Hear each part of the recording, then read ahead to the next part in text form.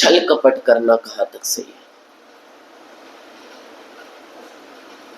संसार में उस व्यक्ति को बिल्कुल अच्छा नहीं कहा जाता जो छल कपट करता है, और ऐसे व्यक्तियों के लिए तो बहुत अच्छी अच्छी कहावतें भी है संसार में। आस्तीन का सांप, मुंह में राम, बगल में, एक से एक कहावत है। किसके लिए?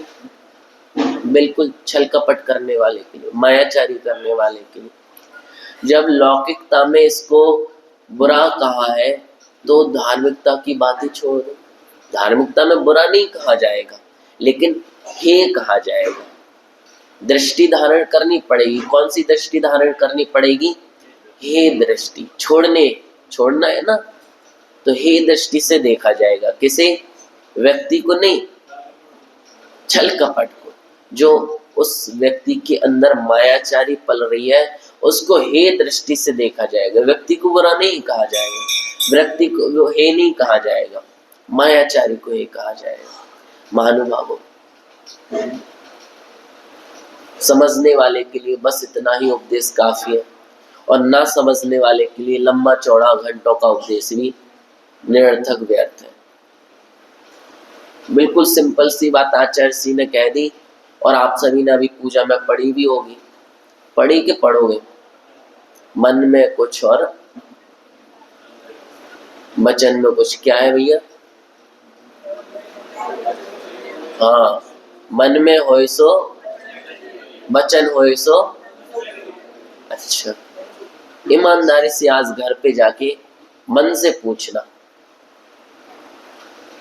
क्या करता है, जो लिखा है वो करता है या फिर उसके विपरीत करता है। यहां मत बताना, घर में जाके आईने के सामने खड़े होके आत्म निरीक्षण, आत्म परीक्षण करना कि आखिर कैसा है मेरा स्वभाव। आज का धर्म मायाचारी खत्म करने को कहता है, लेकिन जब मुझे पता ही नहीं होगा मेरे अंदर है या नहीं तो मैं खत्म किसको करूंगा, दूर किसे करूंगा। आपके पास 100 रुपए हैं और आपसे कहा जाए कि त्याग करो, और आपको पता ही ना हो कि मेरे पास 100 रुपए है, किसका त्याग करोगे बताओ? कैसे करोगे? आपको तो पता ही नहीं है। पहले हमें जानना भी तो है कि हमारे अंदर मायाचारी है अथवा नहीं है, छल कपट है अथवा नहीं है, और होने के बाद भी हम करते हैं कि नहीं करते। स्वीकार करना बड़ी तेरी खीर है भैया। सबको पता है, हाँ मायाचारी सबके अंदर है, सब स्वीकार करते हैं ना, लेकिन करता कौन कौन है? हाथ खड़े करना भैया, देख लो, एक हाथ ना उठा। जबकि यहाँ पे बैठा प्रत्येक आदमी एक इंद्रिय से लेके 5 इंद्रिय तक, आप लोगों की तो बात छोड़ो, अगर हम सैद्धांतिक ग्रंथों पे चले जाए, आचार्यों की बात मान ले, तो उन्होंने हम लोगों को नहीं छोड़ा, साधु भी करते। अंतर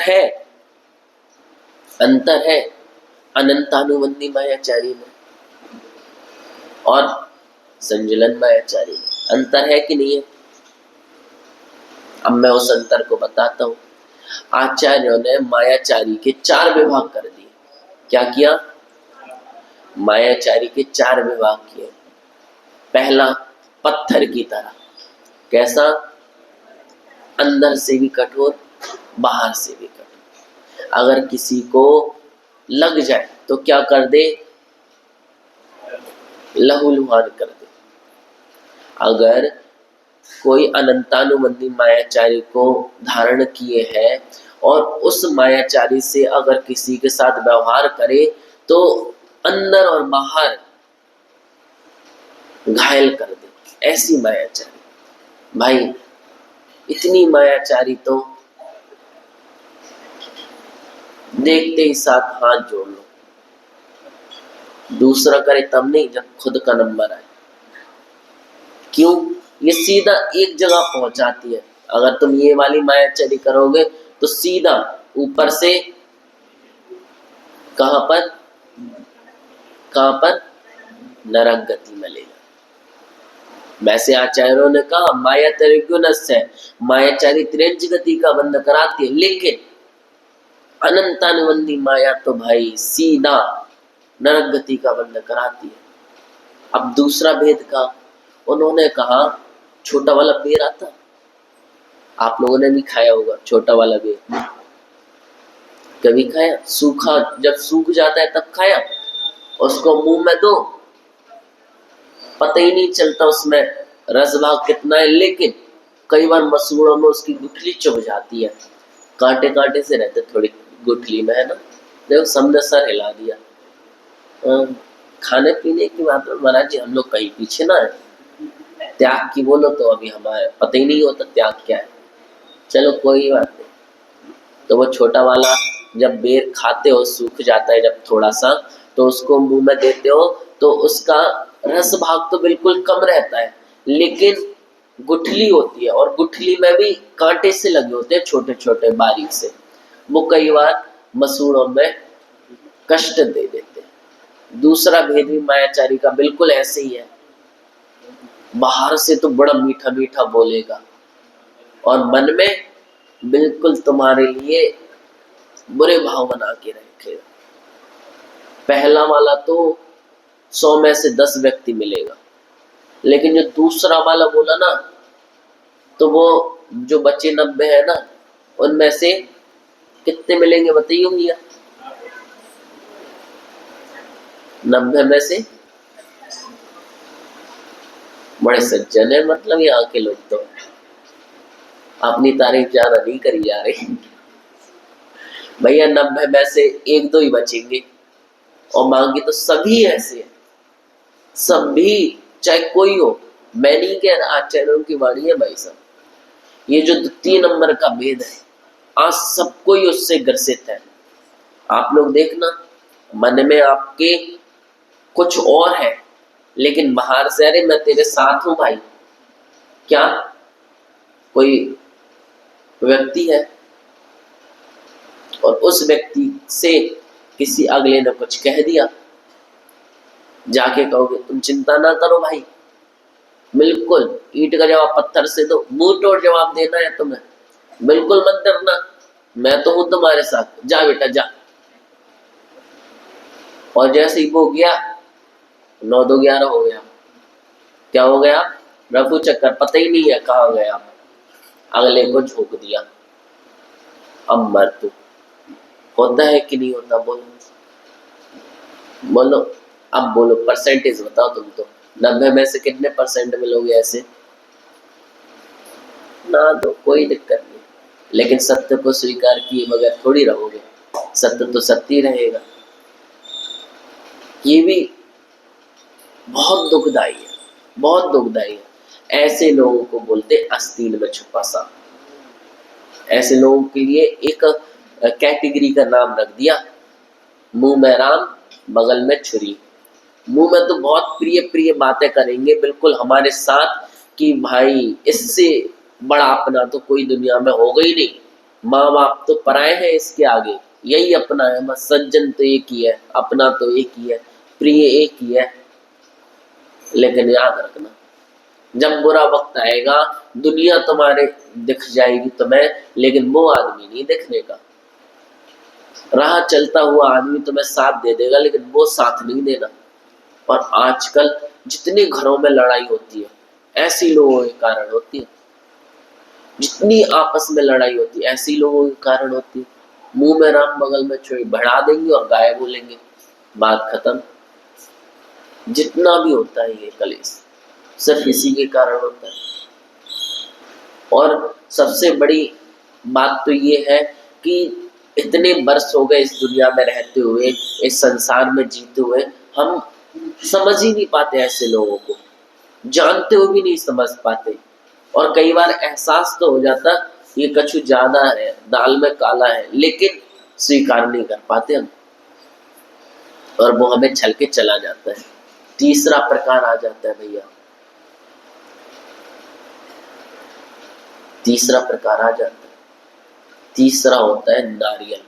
क्या होता है? बाहर से कैसा होता है? कठोर, इतना कठोर कि भाई साहब फोड़ने में भी नानी याद आ जाए, इतना सख्त होता है बाहर से, अंदर से नहीं। और अंदर कैसा होता है? मुलायम, और इतना मुलायम, और मुलायम के साथ साथ आपको शीतलता प्रदान भी करता है, जल भी साथ में लिए रहता है कि तुम मुझे फोड़ने में जितना परिश्रम करोगे उससे ज्यादा शीतलता मैं तुम्हें दे दूंगा। और शीतलता के साथ साथ मिष्ट तो मिलते ही है, मीठा मीठा गोला तो मिलते ही है, नरम। ये कैटेगरी बहुत कम है लेकिन है, बहुत कम है लेकिन है, जो बाहर से हितकारी लेकिन कठोर सख्त वचन बोले। ये ज्यादातर कुछ समय के लिए माताओं के अंदर गुण देखा जाता है, कुछ समय के लिए, ध्यान से सुनना, है ना। और माताओं के लिए, स्त्रियों के अंदर नहीं, सिर्फ माताओं के अंदर, क्योंकि वो अपने बच्चे का हित चाहती है। क्या चाहती है? और उस हित के चक्कर में बच्चे को पिटाई भी लगा देती है। जब नहीं समझ में आता तो वो कहावत है ना, कौन से भूत वाली,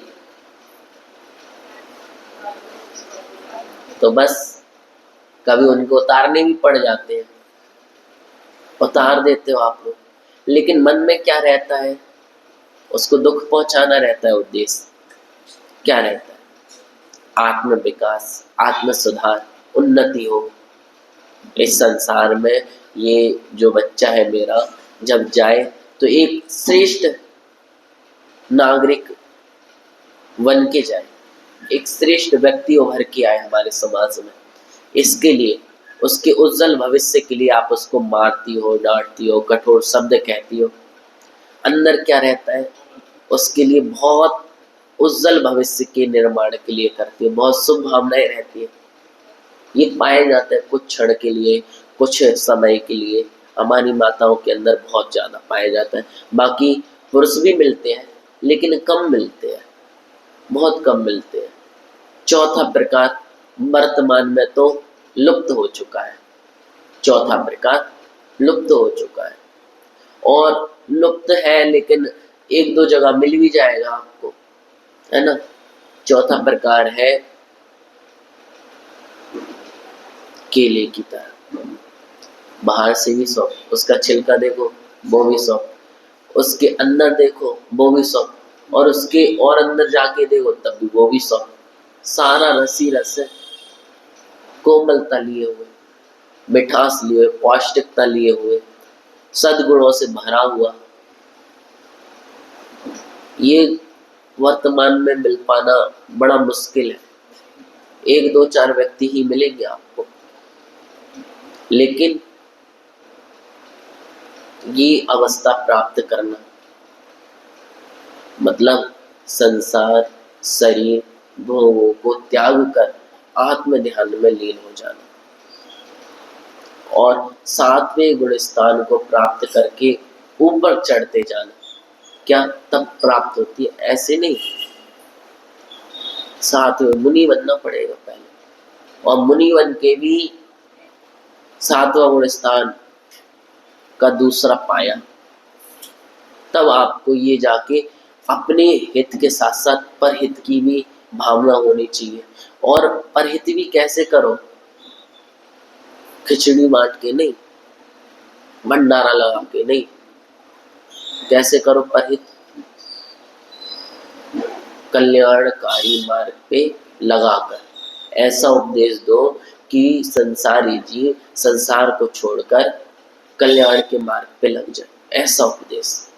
महानुभावों, हमने चारों प्रकार समझ लिए मायाचारी के, लेकिन कई बार हम पुनः भूल जाते हैं इसको, बार बार भूल जाते हैं। आचार्य भगवान ने तो ये जो शाश्वत अवस्था का वर्णन करते हुए बहुत सुंदर वर्णन किया, और कहीं हम भूल ना जाए इसके लिए हमें 10 लक्षण वर्ष में 3 बार मिलते हैं। लेकिन महाराज श्री, हम तो बड़े सुलझे हुए हैं, इतने सुलझे हुए हैं कि आपका इतना ज्ञान हम लेते ही नहीं है। एक कान से सुना दूसरे कान से निकाल दो, लेकिन अगर तुम इसको निकाल दोगे ना तो इस पूजन में भी लिखा है, क्या लिखा है? रंचक दगा बहुत दुखदान।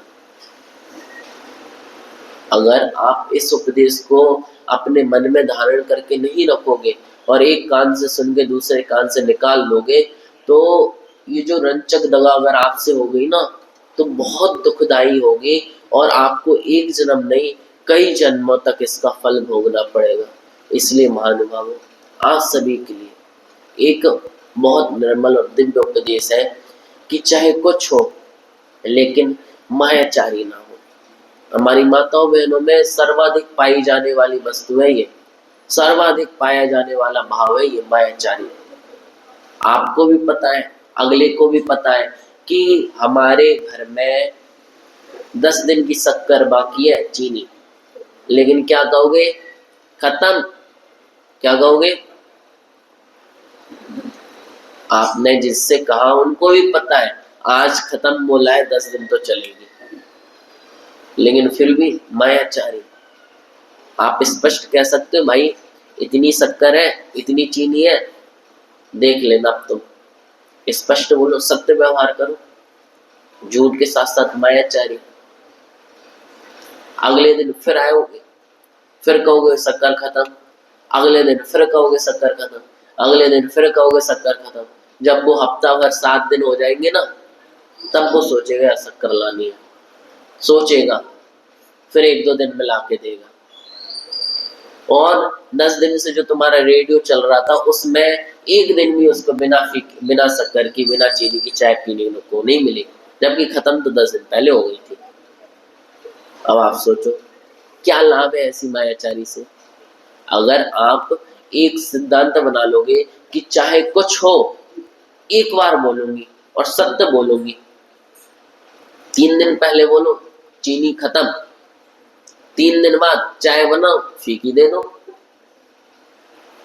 भले ही 4 बातें सुनने मिलेंगी, क्या फर्क, कम से कम आपका धर्म तो पलेगा।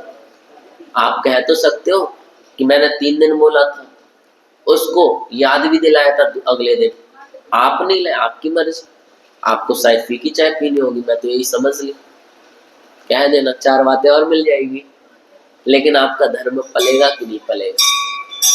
मायाचारी तो नहीं होगी ना आपसे। महानुभावों, अब दो यहाँ तो मैं लड्डू खाबो चाहत हो तो नहीं मिल रहे, या तो कर्माश्रव से बच जाओ या तो फिर। लेकिन बड़ी दुखदाई स्थिति है, देख लो सही रास्ता दिखाया, अभी कितने सारे ऑब्जेक्शन आ गए। विचार करो आप लोग, हम समझ तो रहे हैं इस धर्म को, लेकिन धर्म को अंगीकार करने के लिए कितने सारे किंतु परंतु खड़े हो जाते हैं। ऐसा सिर्फ चीनी के पीछे मत पड़ जाना नहा धो के। हाँ, प्रत्येक कार्य के लिए जो आप डेली प्रतिदिन उनका पैंट हल्का करती हो ना, समझ गए, उसमें भी समझ लेना। अगले को भी पता है डेली, और ये भी पता है आपकी कितनी लिमिट है, ये भी पता है उसको कि डेली हाथ साफ होते हैं और कितने हाथ साफ होते हैं ये भी पता है। और अगर जब कभी लंबा हाथ मर जाता है तो वो पूछ भी लेता है, क्यों भाई कुछ निकाला है क्या? होता है कि नहीं होता है, बता। जब अगले को पता ही है कि हम हाथ साफ करते हैं तो बता के करो ना भाई, मैं प्रतिदिन आपके पैंट में से इतने पैसे लूंगी, बिल्कुल। उसकी इतनी दम तो है नहीं है कि आपके सामने मुंह चला दे, है ना? तब भी आपको इतना कहने में कष्ट हो रहा है, लेकिन इतना विचार नहीं कर रही हो कि अगर मैंने इतना कह दिया तो मैं कितने सारे कर्माश्रव से बच जाऊंगी, कितने सारे पाप से बच जाऊंगी, कितनी सारी मायाचारी मेरे से नहीं होगी, समझ जाओ। लेकिन अगर इतना कहने के बाद भी नहीं समझ आ रहा तो कोई बात नहीं, माया त्रैगुण्यस्य सूत्र याद कर लो, कौन सा है? माया त्रैगुण्यस्य, मायाचारी से त्रियंच गति का आश्रय होता है। जो आप स्त्रियां बनी हो, कौन से कर्म से बनी हो, कौन सा कर्म किया था तुमने? मनुष्य गति का तो बंद कर लिया, लेकिन मायाचारी नहीं छोड़ी, का बन गई तुम्हारे, का बन गई? जिसका आगे भी यही प्रोग्राम हो, करो मायाचारी, दम से करो। लेकिन मनुष्य गति का भी बंद कर लियो, पता चले वरना त्रियंश में आँख खुले। तो महानुभावों, हमें उत्तम आर्य धर्म यही सिखलाता है, यही उपदेश देता है कि भाई रंचक दगा बहुत दुखदाई, बहुत दुख देती है, बहुत दुख देती है। और जब मायाचारी आदमी करता है तो अंधा भी कर देती है। जैसे बिल्ली भय का त्याग, उदाहरण भी आया है, भय त्यागी दूध बिलाओ पीवे। बिलाओ यानी जानते हो, जानते हो ना? हाँ, अपनी वैरायटी के तो सभी प्राणियों को जानते हैं। तो जो बिल्ली होती है ना, सारा भय छोड़ के दूध पीने लगती है, और पीछे से आदमी आता है डंडा लेके और हिंसा करने लग जाता है। लेकिन आप ये स्वीकार नहीं करोगे कि यही काम आप कर रहे हो। बिल्ली का तो सबने स्वीकार कर लिया, अपना किया कि आप भी ऐसा करते हो। अब किसी का सर नहीं हिलेगा। हम भी तो यही कर रहे हैं, हम विचार ही नहीं कर रहे। जो हम मायाचारी प्रतिपल प्रतिक्षण कर देते हैं, उसके फलस्वरूप मुझे त्रियंच अवस्था प्राप्त हो सकती है, नरक अवस्था प्राप्त हो सकती है, अथवा मुझे पुनः स्त्री पर्याय प्राप्त हो सकती है। भाइयों, आपके लिए भी उपदेश है, ये मत सोचिएगा सिर्फ मायाचारी स्त्रियां ही करती है। लेकिन आचार्य कुंद कुंद स्वामी कह रहे हैं कि अधिकतर मायाचारी का भाव किनके अंदर होता है, और आप करते नहीं हो, आपका नेचर ही वो होता है। बुरा मत मानना, मेरे से बैर मत मानना, आचार्य कुंद कुंद स्वामी जी कह रहे हैं। और एग्जाम्पल भी कैसा दे रहे हैं, उनसे पूछा भैया, जब केवली भगवान राग द्वेष का त्याग कर दिए, उनके घातीय कर्मों का नष्ट हो चुका है, क्षय हो चुका है, तो भैया भगवान विहार कैसे करते हैं, विहार कैसे करते हैं? तो आचार्य भगवान कहते हैं कि जैसे मायाचारी स्त्रियों के स्वभाव से होती है, ना करे तब भी होगी, मायाचारी ना करे तब भी होगी, ऐसे ही केवली भगवान का विहार स्वभाव से होता है, वो ना करे तब भी होगा, भव्य जीवों के पुण्य के वशीभूत होकर। तो मैं नहीं कह रहा, आचार्य भगवान कह रहे हैं ये आपका स्वभाव है, लेकिन स्वभाव भी बदला जा सकता है। आर्य धर्म में यही उपदेश देता है कि भैया जागृत हो जाओ, सचेत हो जाओ, वरना दुर्गति आपका इंतजार कर रही है। दुर्गतियों में कई बार हम भटक चुके हैं, और हमें पुनः भटकना ना पड़े, इस भावना के साथ आर्य धर्म हम सभी को प्रेरणा देता है, उपदेश देता है, और करबंद खड़ा कर देता है कि चाहे कुछ हो जाए, मायाचारी नहीं करना। इसी भावना के साथ मैं भावना भाऊंगा कि आप सभी लोग मायाचारी को अपने हृदय में स्थान ना दें, अपने हृदय से बहिष्कृत कर दें, उसको निकाल कर फेंक दें, और उत्तम आर्य धर्म को अपने हृदय में धारण करें। इसी भावना के साथ सभी लोग जाप करेंगे।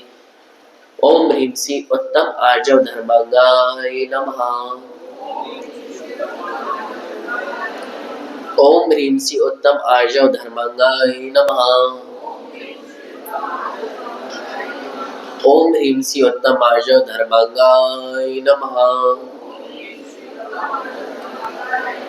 बोले पंच परमेष्टि भगवान की, बोले गाद संग जिनवाणी माता की, बोले परम पूज्य गणाचार्य से 160 विराग सागर जी महाराज की, बोले परम पूज्य श्रवण गणाचार्य से 160 विनिश्चय सागर जी महाराज की। क्या